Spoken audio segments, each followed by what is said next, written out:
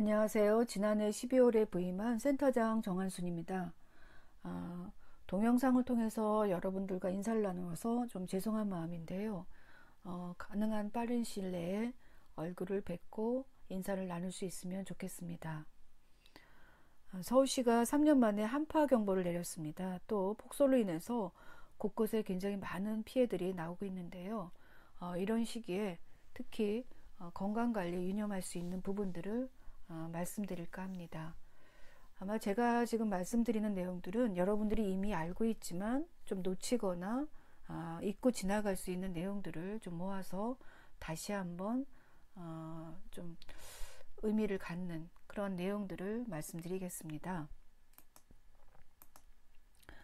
먼저 겨울철 실내 생활이랑 실외 활동입니다. 또 한파로 인해서 응급 상황이 됐을 때 대처하는 요령에 대해서 말씀드리겠습니다. 또 올바른 마스크 착용 사용법에 대해서 말씀드리겠습니다. 겨울철 실내 생활은요, 우선 생활 습관이 중요합니다. 보통 우리는 실내에 있게 되면은 한 자세를 유지하고 별로 움직임이 없는 그런 상황을 유지하는 경우가 많은데요. 이렇게 가만히 한 자세를 유지하지 말고 일어나서 가볍게 걷는다든지 스트레칭을 하면서 실내 운동을 하는 것이 굉장히 좋은 생활 습관이라고 볼 수 있습니다. 이때 더 추가한다면 적절하게 수분 섭취를 해주는 거죠. 찬물보다는 따뜻한 물을 마시면서 체온을 유지하는 것이 도움이 되겠고요. 술이나 카페인 같은 음료들은 체온을 떨어뜨리기 때문에 삼가하는 것이 좋습니다. 또 여기에 고른 영양분을 가진 식사를 한다면 건강을 지키는데 도움이 될 수 있다라고 볼 수 있습니다. 거기에 추가해서 이제 실내 환경입니다. 적절하게 지낼 수 있는 실내 온도는 18도에서 한 20도씨가 됩니다.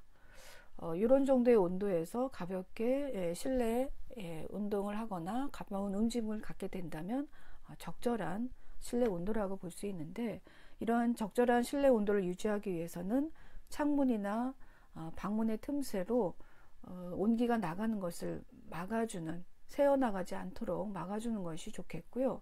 이렇게 적절한 실내 온도를 유지하면서도 환기는 또 적절하게 시켜줘야 됩니다. 그래서 하루에 적어도 두세 시간 만에 한 번씩, 그래서 한 3번 정도, 한 번 할 때 한 30분 이내로 해주는 것이 좋겠고요. 좀 더 효과적으로 한다면 맞바람 칠 수 있게 창문을 양쪽을 열어서 맞바람 치는 그런 환기가 좀 더 효과적이라고 볼 수 있습니다. 이런 환기시키는 시간은 햇빛이 있는 시간에, 해가 드는 시간에 해주는 것이 좀 더 실내의 온도를 어느 정도 유지를 시켜주면서 환기를 시켜주는 그런 방법이라고 볼 수 있겠고요. 또 너무 건조하지 않게 실내를 유지를 해야 됩니다. 그래서 대야에 물을 담가두든지 아니면 젖은 수건을 이용해서 실내 습도를 유지시켜주면서 건강을 유지하는 것이 도움이 됩니다. 겨울철 실외 활동입니다. 실외 활동을 위해서는 일단 따뜻한 옷을 입고 실외 활동을 하게 되겠죠.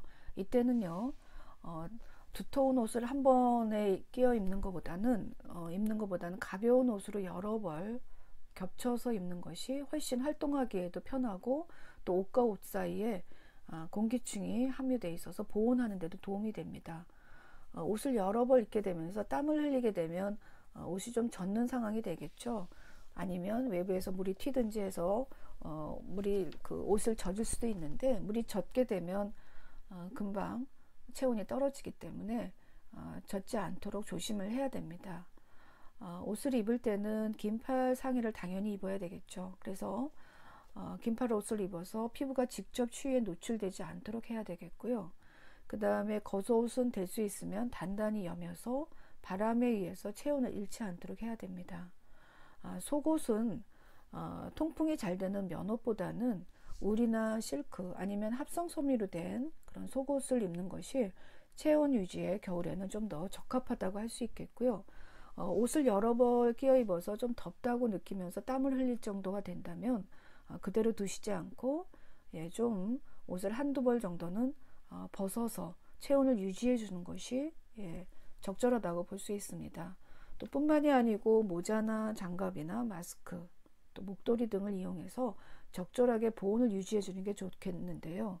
대부분 보면은 체온은 머리를 통해서 많이 이렇게 발산을 하기 때문에 모자를 써서 보온을 유지하는 것은 아주 좋은 방법이라고 볼 수 있겠고, 장갑도 사용하고요. 또 호흡기를 보호하기 위해서 마스크를 착용하고 목도리로 목을 감싸주는 것이 호흡기 보호에 도움이 됩니다. 또 미끄럼을 방지하기 위해서 실외 활동을 할 때는 바닥면이 넓은 신발을 신고 활동해 주시는 것이 좀 더 안전하고 도움이 되겠죠. 겨울철에는 실외 활동을 할 때는 무리한 운동은 금지입니다. 안 하셨으면 좋겠죠.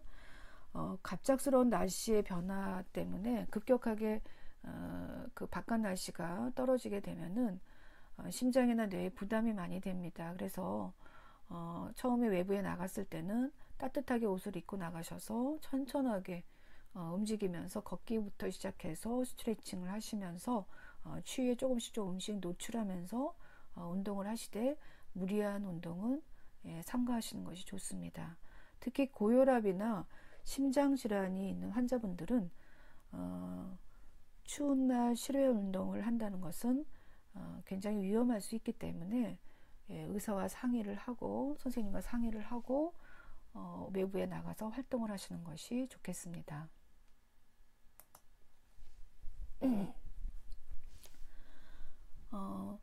그 겨울철 실외 활동을 한다면, 될 수 있으면 가급적이면 그 겨울철 활동은 좀 자제하는 것이 좋죠. 추운 시기에는. 그렇지만 외부에 나가서 활동을 해야 하고 하고 싶다는 어떤 상황이 됐을 때는 적절하게 보온을 유지할 수 있는 상황을 만드시고 외부에 나가시면 됩니다.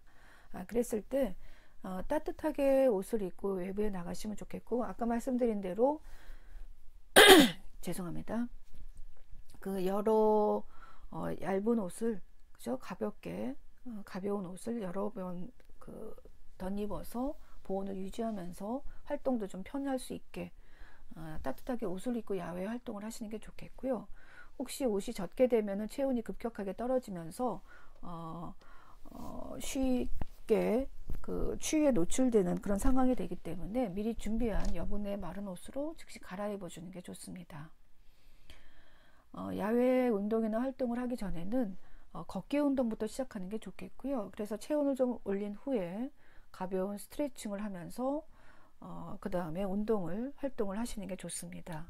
또 야외 활동 중에 오한을 느끼면, 이렇게 오실오실 춥다는 느낌을 느끼게 되면 열 손실이 되고 있다라는 경고 사인입니다. 이럴 때는 지속적으로 오한이 있다면 반드시 실내로 들어오시는 게 좋겠고요.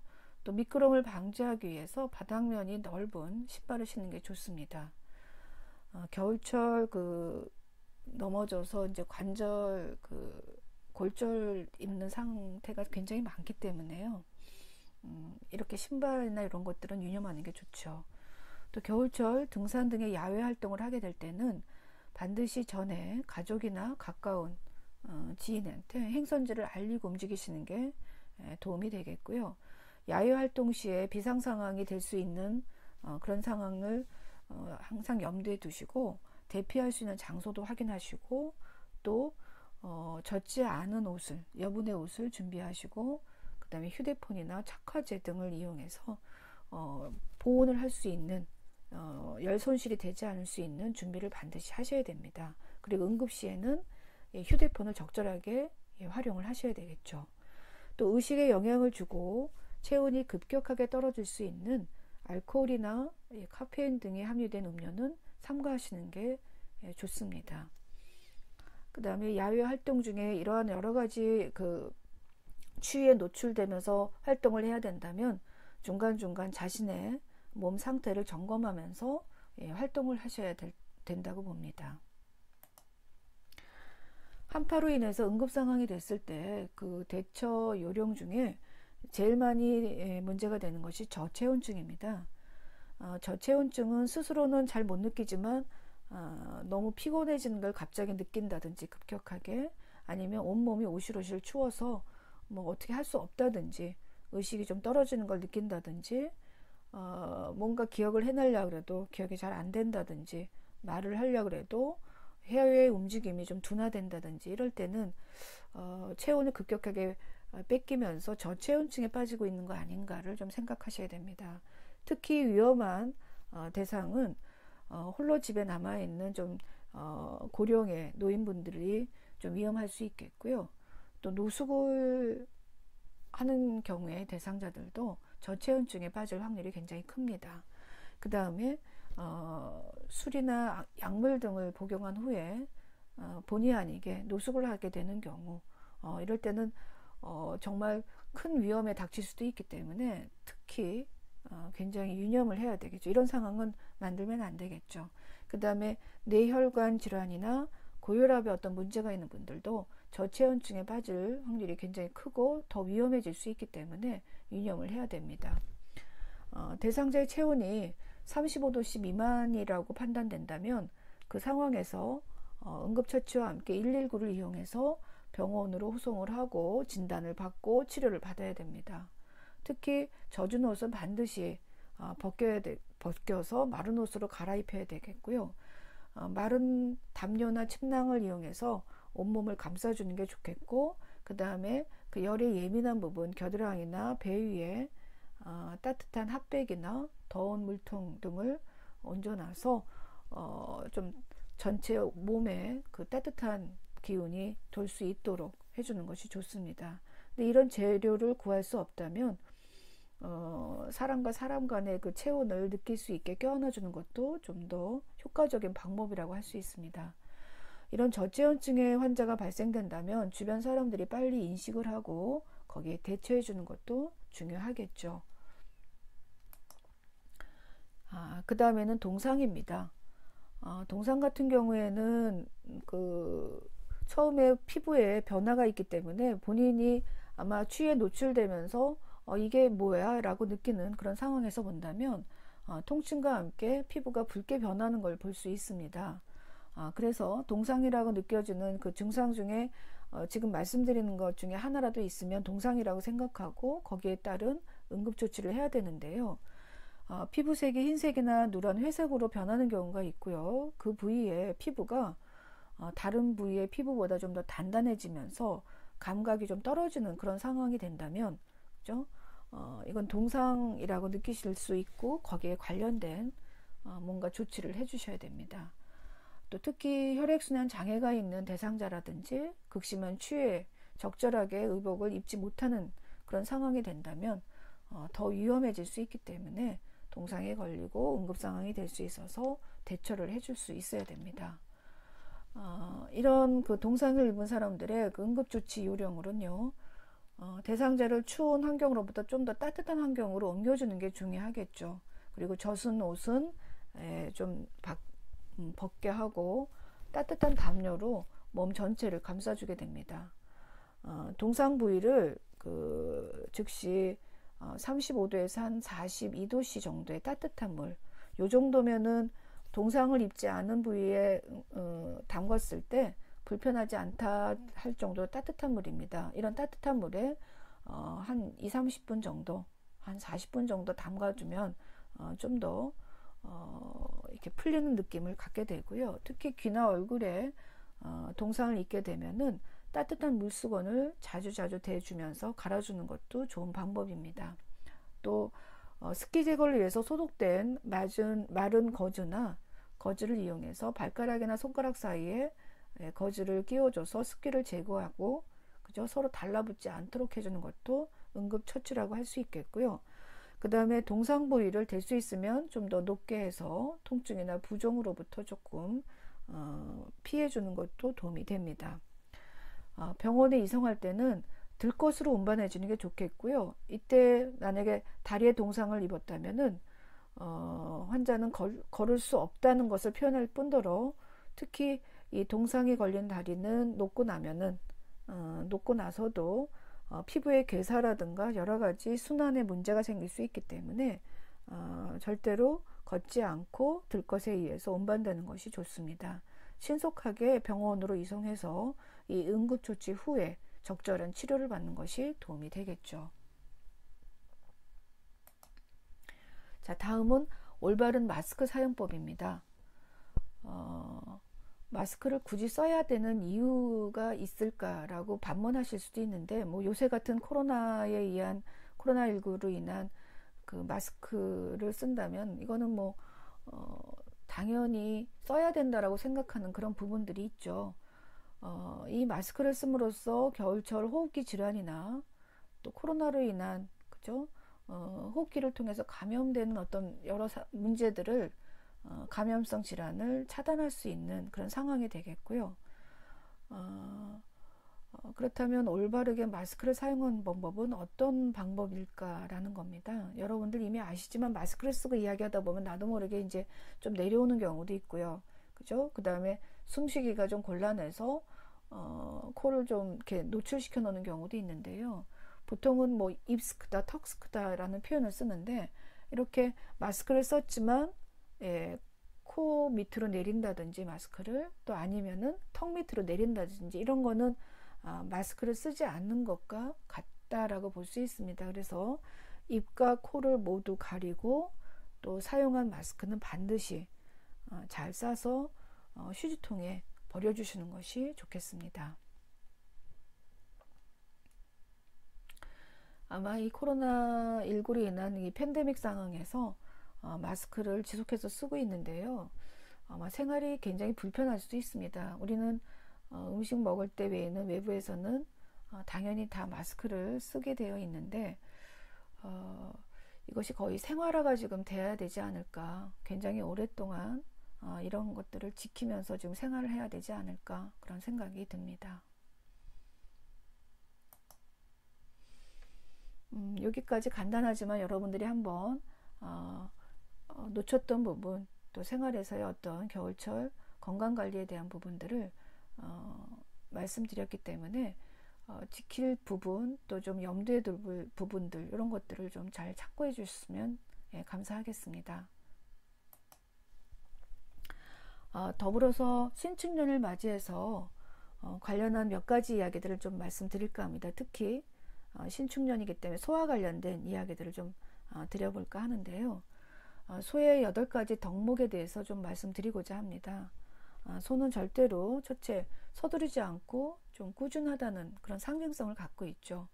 또 그 다음에 환경과 상황을 가리지 않습니다. 늘 꾸준하게 일을 하고 꾸준하게 본인이 해야 할 일들을 하죠. 그 다음에 끊임없이 되새김을 하면서 피드백을 하게 됩니다. 그래서 뭔가 실수나 문제가 발생하는 것을 최소화시킬 수 있다는 얘기겠고요. 그 다음에 소는 성품이 굉장히 자유롭습니다. 또 재물을 안겨주는 그런 상징성도 있죠. 그 다음에 불행과 병과 귀신을 막아주는 그러한 어떤 신뢰의 동물이기도 하고요. 초연하고 유유자적한 그런 모습들을 가지고 있고 또 초월자의 어떤 관조를 계시한다고 해서 초월자의 어떤 그 고요함을 가지고 있으면서 상황이나 또 사물을 관찰하는 그러한 어떤 상황도 가지고 있다라고 볼 수 있습니다. 자, 소에 비유했지만 이거는 우리들의 어떤 생활을 해 나가면서 가질 수 있는 좀 지켰으면 좋겠다 라고 하는 바람과도 같은 내용들이죠. 소를 생각하면은 중요한 단어들이 있습니다. 그래서 뭐 순종을 한다든지 성실, 근면, 그 다음에 뭐 인내, 겸손, 또 우애, 사랑, 협력, 희생, 우직, 헌신, 어떤 대명사 그 자체를 가지고 소를 이야기하는 경우가 상당히 많이 있죠. 우보천리라고 해서요. 먼 길도 서두르지 않고 묵묵히 자신의 길을 걸어가는 겁니다. 빠르지는 않지만 그렇지만 안전하게 목표와 목적을 이루어서 나가는 그러한 엔딩 전략의 표상이라고도 할 수 있는 게 소의 행보라고 볼 수 있습니다. 참으로 지혜로운 동물이라고 볼 수 있겠고요. 2021년에는 할 일도 많고 이루어야 될 일도 많겠지만 좀 더 신축년의 어떤 의미를 되새기시면서 천천히 주위도 살피시고 피드백으로 방향을 재정비하면서 바른 길, 고든 길, 또 365개의 삶의 바꾸랑을 갈아 보셨으면 좋겠습니다. 서두르지 말고 천천히 또 아름답게 참고 인내하면서 2021년을 경영했으면 좋겠다라는 바람을 갖게 되고요. 사실 이거는 여러분들한테도 말씀드리지만 저한테도 얘기를 하고 있는 그런 부분이라고 볼 수 있습니다. 또 소처럼 덕을 가지고 건강과 희락의 열매가 가득한 2021년을 만들었으면 좋겠습니다. 모든 분들께 새해 인사를 드립니다. 또 2021년 소의 덕담은 웃소입니다. 스마일소, 스마일 카우죠. 한 해를 웃음과 즐거움과 축복으로 승리하시기를 소망하면서 새해 복 많이 받으시고요. 감사합니다.